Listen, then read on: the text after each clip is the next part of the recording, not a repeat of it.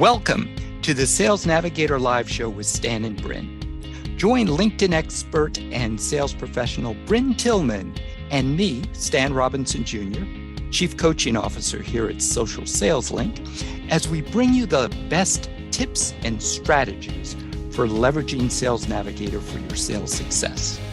Enjoy the show.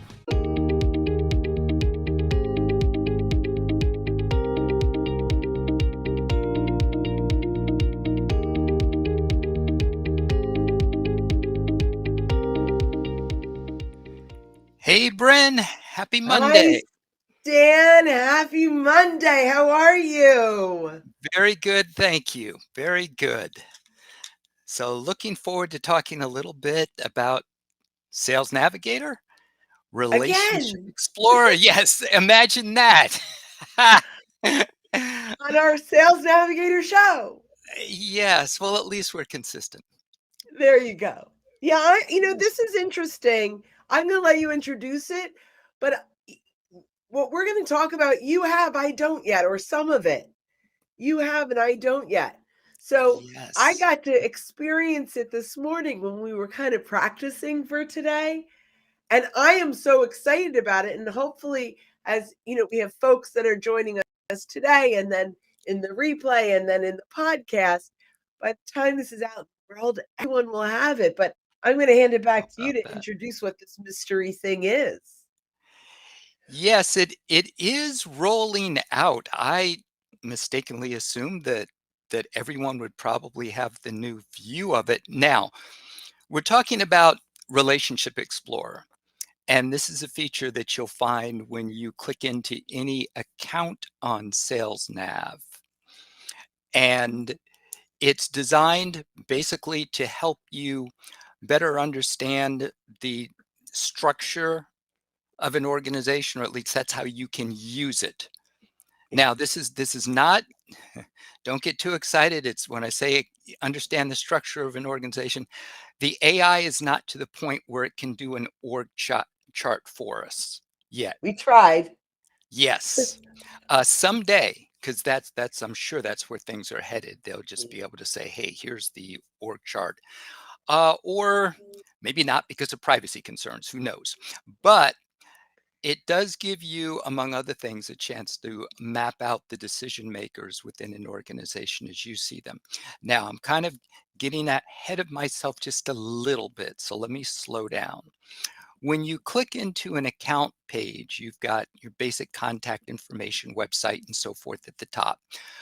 But above the fold, you don't even have to scroll, you will see Relationship Explorer. Now, what they're rolling out is a slightly new view of Relationship Explorer, but whether you've got the old or the new version, you'll still see a Relationship Explorer right at the top. And what that is it's a view of employees within that account Mhm. that you can filter by personas if you've already set up personas. So this is yet another application for Yeah. personas. So if you're looking at like an ADP or something with thousands of employees and you want to start to narrow things down to your ICP, Mhm. the decision makers you're after, if you've set up a buyer persona in advance, you can filter by that. If you haven't set one up, you can set it up right there. Yeah. So go ahead, Brent. I have it. I did not have it this morning, and I have it now. Oh my goodness. So maybe it is rolling out to everyone. So this is exciting. This What is, I love, so if I can rewind to weeks ago, yes, we talked about setting up personas.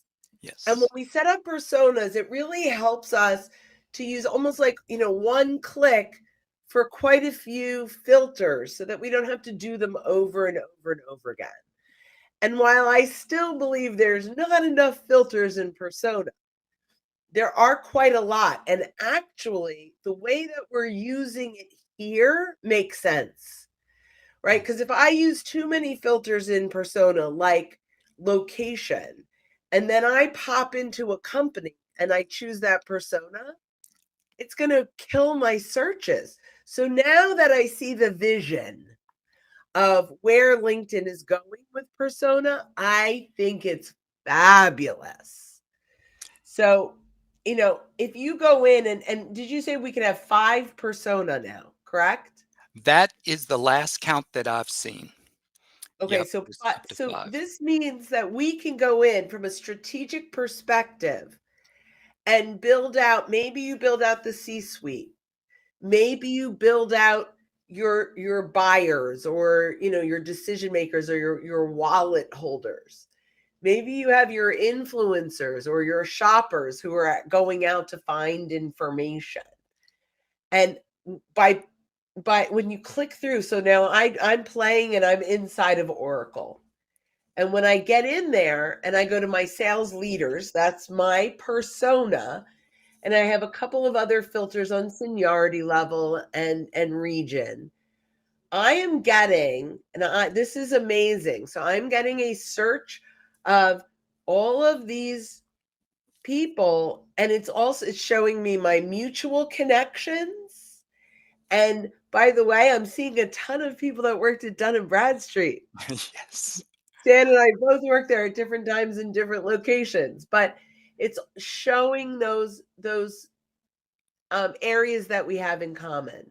So I'm going to hand it back to you to talk about, but we'll go a little more tactical, but I really want to talk strategically how this can save an enormous amount of time Time. for people that are hunting. Yes, exactly. Exactly. So when you get in there, you'll see things organized by people, by buyer intent, by insights, and then at the very bottom, alerts. Now, it's funny, Brendan and I were talking before this, and we were saying, okay, where can we filter this by what spotlights? Because one filter that is super, super helpful is posted on LinkedIn within the last 30 days, because you can see who's active and likely to respond and likely to engage.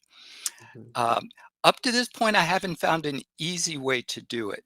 Bryn, one of the things that SalesNav does is they refer to things like shared connections and um, education, Mhm. shared experience. Sometimes that's a little bit conflated, and they some of their support people may call it spotlights, but it's not exactly the same thing. Yeah, it And, is slightly, it's not the complete thing. Let's right, say that. right, Yeah. exactly. Um, And yeah. Go ahead. I'm sorry. I was just going to say, and we're biased because the one that we just use over and over again is posted on LinkedIn the past 30 days. But there are others, like when Mhm. people have changed jobs, which leads to opportunities both at their past company and the Mhm. company that they've moved to if you're already connected to them. So before I move further down the page, we talked about people, and we're going to get into a little bit further down where there's a relationship map, Yeah. which they're adding some cool new features to as well. Um, but we talked about people. We also talked about intent. Now, buyer intent, you may or may not get results on that, because their LinkedIn is looking at things like people in your company who've connected with folks at your target company, Right. whether people at your target company have followed your company, and other metrics. Sales Nav says there are about 180 different things that they look at um, to determine buyer And intent. we get to see 3 or 4 of them occasionally. Yes, occasionally. And Yeah. But let's talk about that account map, though. I think that's an important one. yes, now the account map, one thing I noticed recently in playing with it is the account map is where you can pull in decision makers into what looks like an org chart or a map. So Mhm. say you interact with the sales organization and you say, okay, well, you've got a chief revenue officer at the top. Now, who Mhm. reports to them? Well, maybe VPs of sales, and then maybe directors, managers, etc. You can actually pull those people into your map. When I say pull the people, it's basically, you select the person, you can click add to the map, and their little profile picture appears there. And then you can also attach people to them. They don't make it extremely intuitive, unfortunately, because you kind of have to do things in reverse. For example, if you pull in the CRO, you can't say, okay, let me put in the people that report to the CRO.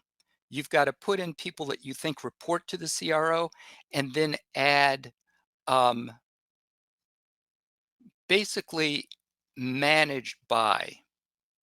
So I'm Okay. not in there now, but so you have to play with it a little bit to see how to attach people to the Yeah. person they're reporting to. So this is so interesting right now. And so I don't have the update here on the bottom half. I still have tier one, tier two, and tier three. And so Interesting. that's Okay. how it's been for a long time, right? So you save a lead and then you add a lead and you decide what tier. This update, which I don't have yet, I got half the update. This update that I don't have yet in the buyer mapping piece. I think ultimately what's going to happen, the org chart. So, Yes. and I think that's the ultimate goal. Now, we don't have a ton of information on this. So I actually like the idea that you can still add people. And then as we're having conversations internally, we can start linking them appropriately as we learn more. But Yeah. I think I think it's a move in the right direction for sure. And I do think that if we start to use this well, it's really going to help us socially surround a company, Yeah. right? Yeah. Now, there was something else you were sharing that I don't have either, where you could actually mark them and they were color coded in Okay. champion, influencer. So I Yeah. can't see it on mine. Tell me a little You bit don't about, see it. Okay. tell It us a little bit about what that looks like. it's these rollouts are fascinating in terms of how they do it and what they do and don't do. So when you're looking at, say, all employees on a list Hmm. in um, in Relationship Explorer, you just see the profile. But once you add a person to the map, you will see a drop down. Now, the default will be no role. But as Bryn Okay. mentioned, as soon as you click that drop down, you'll be able to choose from decision maker, champion, procurement, Ah, uh, influencer. And there's one other that'll come to me when I stop thinking about it. But the point is, you'll be able to start to clearly delineate, okay, where do each of these people fall in the buying process? so I love this. Yeah. So now I'm going to throw in a strategy. I want you guys to start thinking about creating smart links for each of these persona so that you are prepared with content for the influencer, for the champion, That's for the procurement, right? Like we want to start thinking about when we identify the right people that we have the right content. Remember, we're working with collaborative buyers today. I mean, every time we see a new statistic, there are more people involved in a purchase, right? And I love that they're including procurement in here. While procurement, their biggest role is to negotiate a lower price. That's what procurement's role is, right? But if we can start to share value early on with procurement, we may have a better shot at in our negotiation, right? So finding these different roles and categorizing them allows us to reach out with the right content at the right time. And I think it's important. So now what? Now we know we have this tool. What are we going to do with it? And as a team or as a team lead, if you're, or even if you're an individual doing this, I want you to start by looking. And once you have this, I still have, when I do the drop down, I still have tier 1, tier 2, tier 3. So Mm, as they start to roll this out, start to put, I guess, define these categories for you. Identify who is it that you're speaking with, and what content can you develop and create in a smart link that can ultimately bring value to these folks, so that when we are reaching out, we've already curated content that will bring value to them in their particular role.